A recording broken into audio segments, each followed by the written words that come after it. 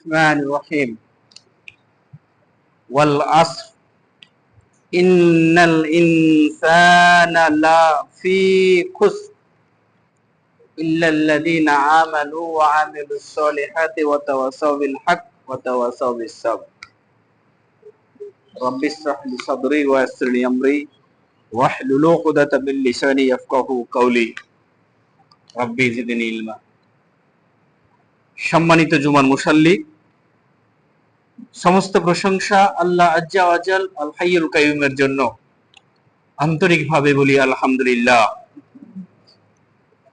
অজস্র দুরূদ ও দোয়া কামনা করি প্রিয় নবী শেষ নবী মুহাম্মদ রাসূলুল্লাহ সাল্লাল্লাহু আলাইহি ওয়াসাল্লামের প্রতি। আল্লাহুম্মা সাল্লি ওয়া সাল্লিম আলা নাবিয়িনা মুহাম্মদ, আল্লাহুম্মা সাল্লি আলাইহি আল্লাহুম্মা বারিক আলাইহি। অতঃপর আজকের সাপ্তাহিক জুমার খুতবা, বক্তব্যের শিরোনাম সময়ের গুরুত্ব ও মূল্যায়ন। অর্থাৎ আল্লাহ তাআলার পক্ষ থেকে আদম সন্তানের জন্য যে সময় বরাদ্দ হয়েছে, সেই সময়কে আমরা কতটা গুরুত্ব দিব আর কিভাবে মূল্যায়ন করব, এই সম্পর্কে কিছু কথা কুরআন ও হাদিসের প্রেক্ষিতে উপস্থাপন করব। ওমা তৌফিকি ইল্লা বিল্লাহ। দেখুন, আদম সন্তানের জন্য আল্লাহর পক্ষ থেকে পাওয়া এক মহামূল্যবান নিয়ামত হচ্ছে সময়। সময় একটা নিয়ামত। মানুষের জীবন ও কর্ম নিয়ন্ত্রণে এই সময় অতীব গুরুত্বপূর্ণ একটি উপাদান। কত গুরুত্বপূর্ণ উপাদান যে মহান আল্লাহ তাআলা কোরআনুল কারীমে যত বিষয়ে কসম খেয়েছে, আনুমানিক প্রায় 40টি বিষয়ের উপরে কসম খেয়েছেন, তার মধ্যে সব থেকে বেশি যে বিষয়টাকে নিয়ে কসম খেয়েছেন তার নাম সময়। তার নাম সময়। যেমন উদাহরণ যদি বলি, ওয়াল ফজর, ফজরের কসম, ওয়ালাইলিন আস, 10 রাতের কসম, ওয়াল লাইল, রাতের কসম, ওয়াসসুবহ, প্রভাতের কসম, ওয়ান নাহার, দিনের কসম, ওয়াদ-দুহা, পূর্বাহ্নের কসম, ওয়াল আসর, আসরের কসম বা সময়ের কসম। সুতরাং যে বিষয়ের উপর আল্লাহ তাআলা এতবার কসম খেয়েছেন, সে বিষয়টা যে অত্যন্ত তাৎপর্যপূর্ণ বা মূল্যবান বিষয়, এ কথার বলার অপেক্ষা রাখে না। কিন্তু প্রশ্ন হলো যে সময়ের প্রতি এত গুরুত্ব আরোপ করা হচ্ছে কেন, বা সময়কে এত গুরুত্ব দেওয়া হয়েছে কেন? তার একাধিক কারণ আছে। তার মধ্যে এক দুই করে আমি যদি বলি, প্রথম কারণ হচ্ছে এই: সময়ের সমষ্টি হলো জীবন। সময়ের সমষ্টি জীবন। আমরা যে জীবনটা উপভোগ করছি, আসলে এইটা তো কিছু একটা সময়ের যোগফল। সেইটা 20 বছর হতে পারে, 30 বছর হতে পারে, 50 হতে পারে, সেটা 60 বছরও হতে পারে।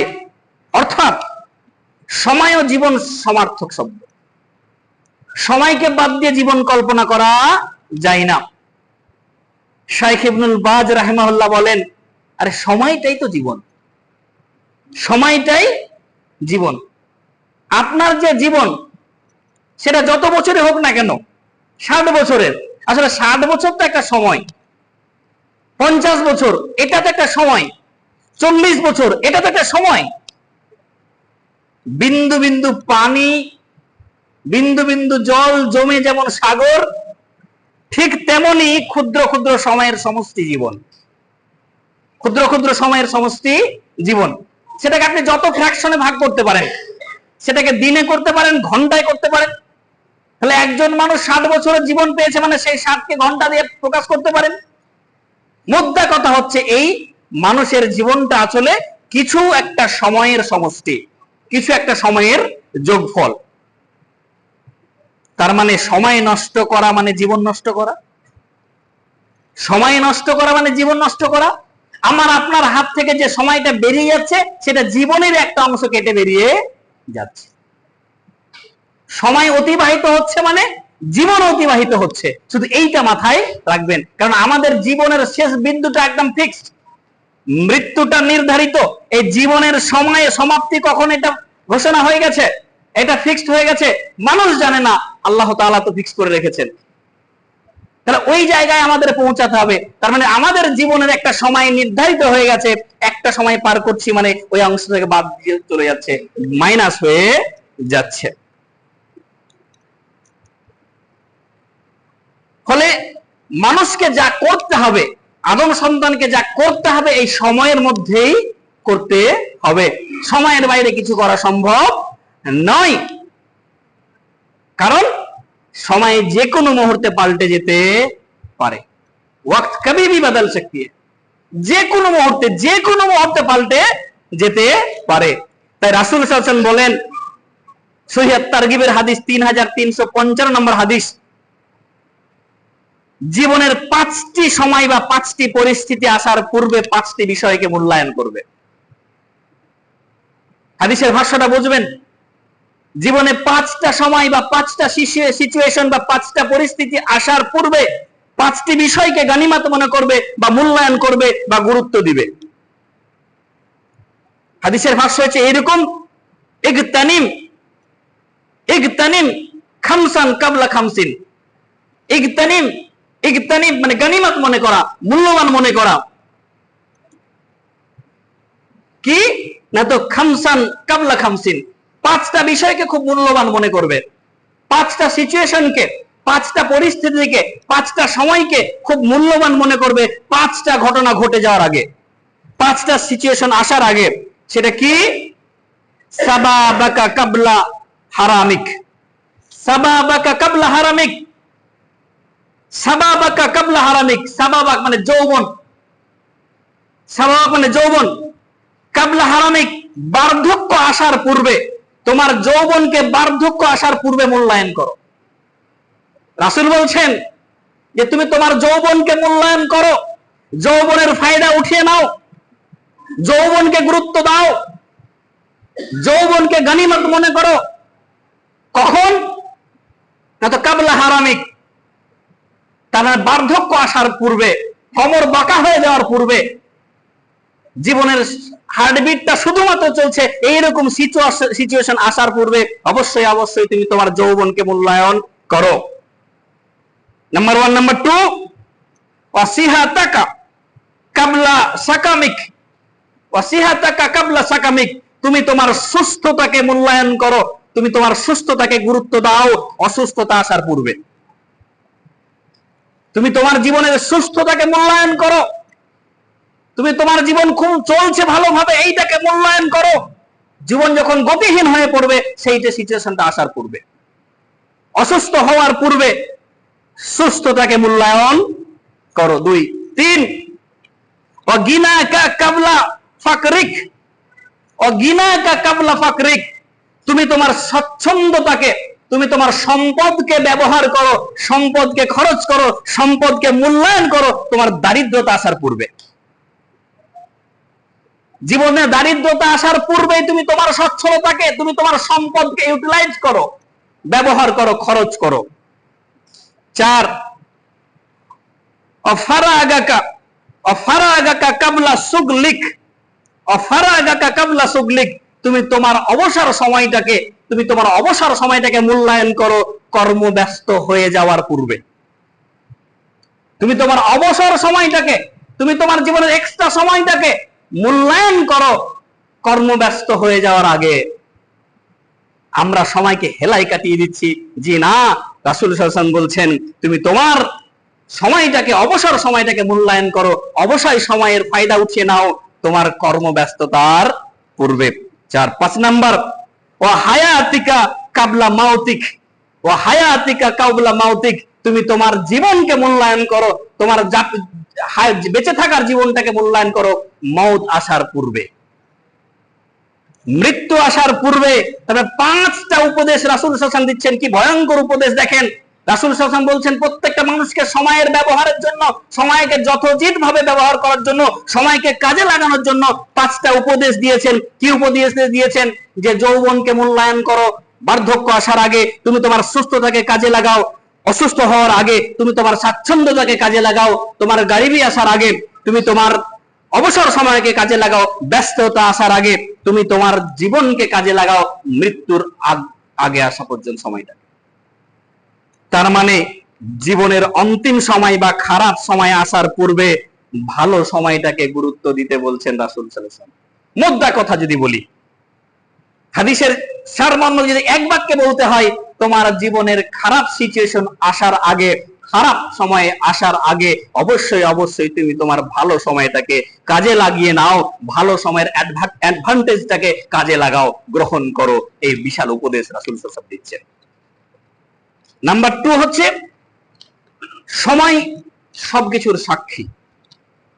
সময়ের গুরুত্ব এজন্য যে সময় সবকিছুর সাক্ষী।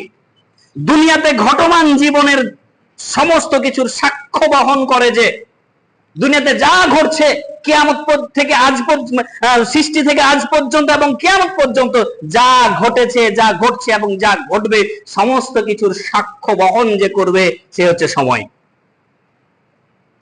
সময় কাউকে ক্ষমা করে না, আর কাউকে ক্ষমা করেও নি। ইতিহাস ঘেটে দেখেন, ইতিহাসের দিকে তাকান, মানব সভ্যতার ইতিহাসে আদ, সামুদ, নমরুদ, কারুন, ফেরাউন, হিটলার, এদের মতো জালেম শাসকের জরিমেলা ভার, সমস্ত অহংকারী অত্যাচারী বাদশা ধ্বংস হয়ে গেছে, কেউ আর টিকে কেউ আছে? ফেরাউনের মতো জালেম শাসক ছিল কি? সেও চলে গেছে। তার মানে সময় তাকে ক্ষমা করে নি, সময়ের ইশারায় তাকে চলে যেতে হয়েছে। শুধু এইটা মাথায় রাখবেন যে যে যত বড়ই জালেম শাসক হোক না কেন, সে যত বড়ই ক্ষমতাবান হোক না কেন, যত বড়ই সীমালঙ্ঘনকারী হোক না কেন, সময়ের কাছে কেউ কেউ পাত্তা পাবে না। সময়ের কাছে সবাইকে বিলীন হতেই হবে। সময় আমাদের এ বার্তাটাই দিতে এসেছে, বা সময় আমাদের এ বার্তাই দিচ্ছে, সময় আমাদেরকে এই মেসেজটাই দিচ্ছে যে দেখো, মানব সভ্যতার ইতিহাসে যে যতই ক্ষমতাবান হোক না কেন, তার স্থায়িত্ব খুব খুব অল্প সময়ের জন্য, খুব ক্ষণিক সময়ের জন্য। ফলে বর্তমান পরিস্থিতি যাই হোক না কেন, আজকের দিনে দাঁড়িয়ে বলছি, অ্যাজ অন ডেট দাঁড়িয়ে বলছি, 2026 সালের আজকের এই 17 এপ্রিলে দাঁড়িয়ে বলছি, সময় যত ভয়ঙ্কর হোক না কেন, সেটা সব সময় থাকবে না, একটা সময় কেটে যাবে। এই ভয়ঙ্কর পরিস্থিতিতে তারাই টিকে থাকবে, তারা ক্ষতিগ্রস্ত থেকে বেঁচে যাবে কারা? যাদের ঈমান আছে, যারা সৎ কর্ম করছে এবং যারা হক এবং ধৈর্যের উপদেশ দিচ্ছে পরস্পর পরস্পরকে, তারা টিকবেই টিকবে। এ কথা আল্লাহ তাআলা মহাগ্রন্থ আল কোরআনে দ্ব্যর্থহীন ভাষায় ঘোষণা করেছে যে সময় যাই হোক না কেন, সময়ে সবাই ক্ষতিগ্রস্ত। এই সময়ের পরিস্থিতিতে দাঁড়িয়ে সময়ের জাতাকলে পড়ে প্রত্যেক মানুষই ক্ষতিগ্রস্ত, 4 প্রকার মানুষ বাদ দিয়ে।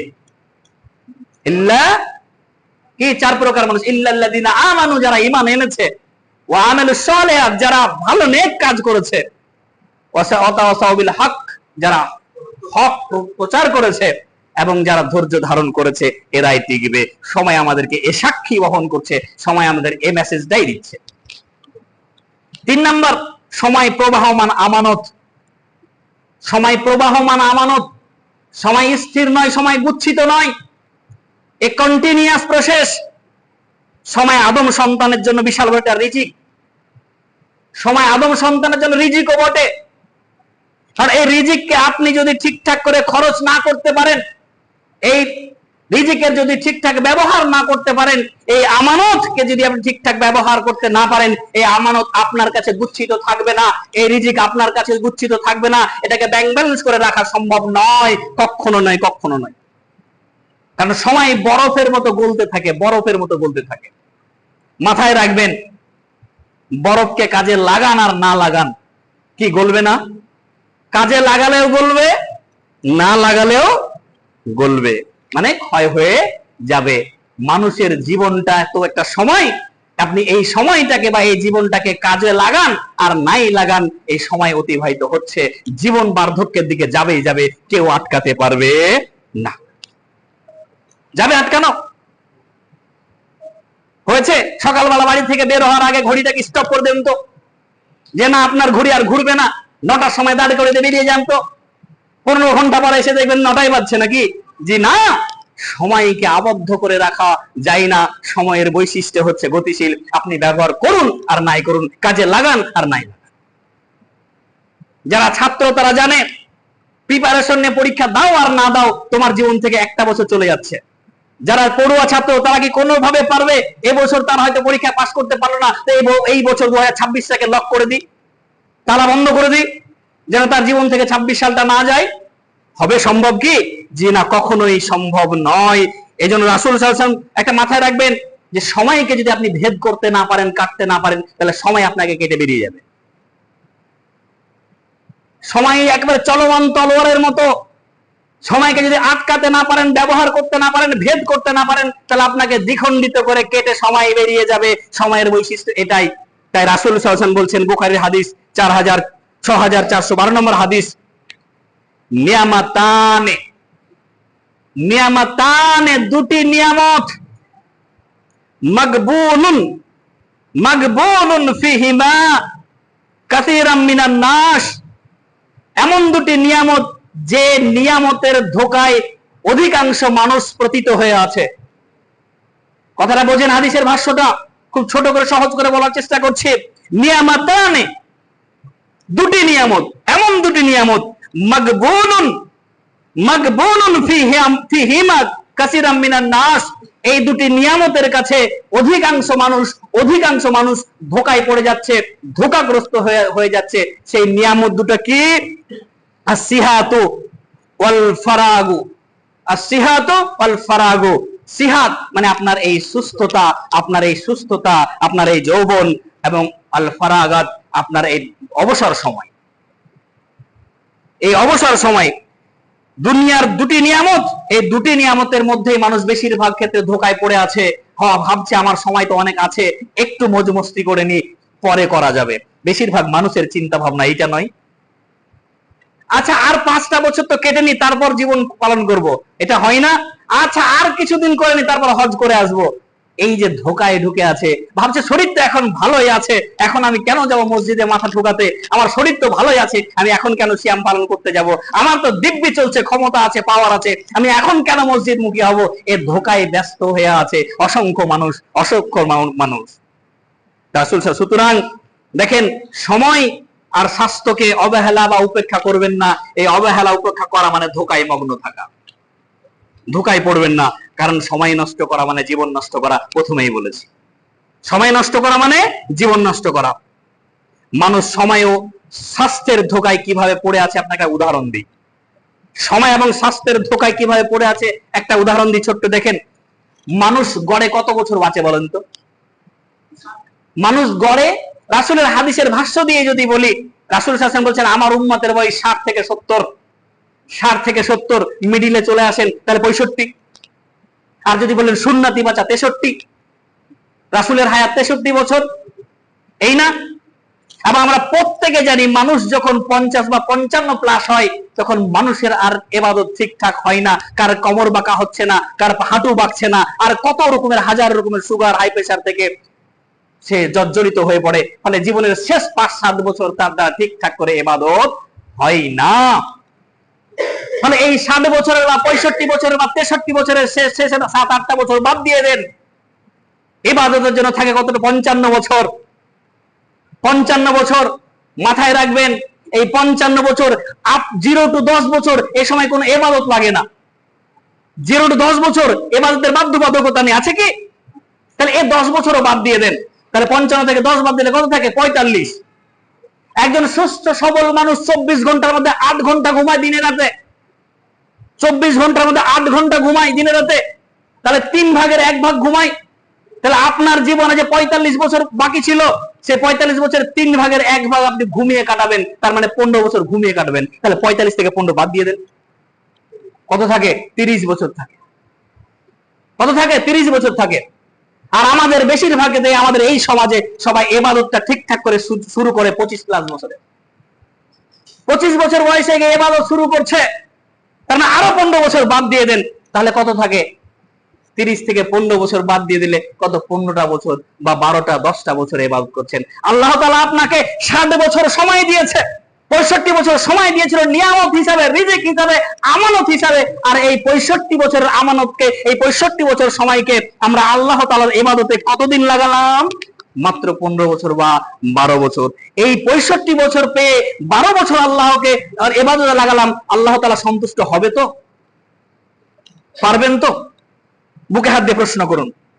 আল্লাহ তাআলা আপনাকে 65 বছরের নিয়ামত দিয়েছিল, এই 65 বছরের নিয়ামতটা আপনি মাত্র 15 বছর ইউটিলাইজ করতে পেরেছেন। আল্লাহ তাআলাকে সন্তুষ্ট করার জন্য মাত্র 15 বছর ব্যয় করতে পারলেন। আল্লাহ তাআলা খুশি হবে কিনা আপনি ভালো জানেন। কিন্তু শুধু এইটুকু মাথায় রাখবেন, জীবন যৌবনের পূর্ণাঙ্গ হিসাব না দিয়ে বিচারের দিনে 1 পাও নড়তে পারবেন না, 1 পাও নড়বে না, এটা মাথায় রাখতে। জীবন এবং যৌবনের মানে এই জীবনে যতটা সময় পেয়েছি, এই সময় কোথায় ব্যয় করেছেন, আর এই যৌবনটাকে কোন কাজে লাগিয়েছেন, এইটার পূর্ণাঙ্গ হিসাব দেওয়া না দেওয়া পর্যন্ত 1 পা উঠবে না, 1 পা উঠবে না। এই চূড়ান্ত সিচুয়েশন তখন মানুষের সামনে ফেস করতে হবে। তাই আমি মাঝে মাঝে ভাবি, 65 বছরের হায়াত করে 12 বছর আল্লাহ তাআলার ইবাদত করছি, আল্লাহ তাআলা সন্তুষ্ট হবে তো? হায়াত তো পেয়েছিলাম 65 বছর, 15 বছর ইবাদত করলাম, তাহলে বাকি 50 বছর কোথায় গেল? 10 বছর নিয়ে বাদই দিলাম, আর বাকি এই 40 বছর কোথায় গেল আমার? এই হিসাব কোথায় মেলাবে? আল্লাহ তাআলা যদি একবার ধরে নেয়, বান্দা এই 40 বছর আগে হিসাব দিয়ে যা, তারপর কোনো কথা, তখন কি হবে? সুবহানাল্লাহি ওয়া বিহামদিহি সুবহানাল্লাহিল আযীম। আল্লাহ তাআলার কাছে আন্তরিকভাবে দোয়া করে, হে আল্লাহ, আমরা যেন আমাদের সময়কে ঠিকঠাক কাজে লাগাতে পারি, তার তৌফিক দান করুন। আল্লাহুম্মা আমিন।